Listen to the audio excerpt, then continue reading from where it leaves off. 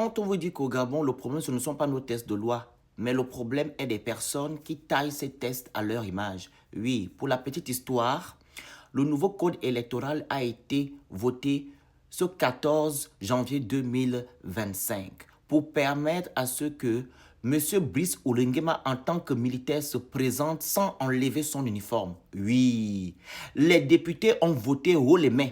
Et comme vous le savez, ces députés ont été nommés par M. Brice Oligui-Nguema, dont ils ne peuvent pas faire le contraire de ce que M. Brice Oligui-Nguema demande. Sachant que les députés doivent être le représentant du peuple, et ce qui n'est pas le cas pour eux. Et selon le ministre de l'Intérieur, M.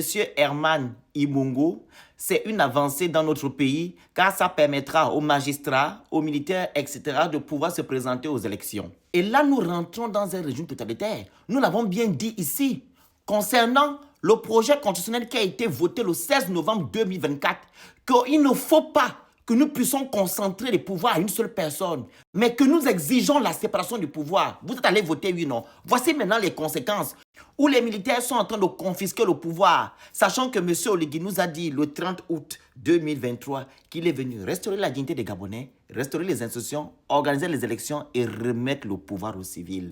Et comme vous le constatez, ce ne sont plus ses prérogatives. Comme on dit, le pouvoir rend fou, mais le fou ne rend jamais le pouvoir. Exemple, notre ancien président de la République par défaut, M. Ali Bongo Ndimba. Mais tiens, M. Oligui nous avait déjà montré ses prémices, vu que quand il a fait sa révolution du palais, la première chose qu'il a eu à faire, c'est de faire l'ordonnance à ce que les hauts officiers puissent se marier avec plusieurs femmes. Et là maintenant, il est en train de faire un code électoral à son image. Bravo! Très bonne avancée pour le Gabon. Est-ce que c'est de la volonté du peuple gabonais? Je ne pense pas, M. Brice Oligui-Nguema. Pour terminer, ce code électoral devra être abrogé après le départ des militaires. J'en ai terminé.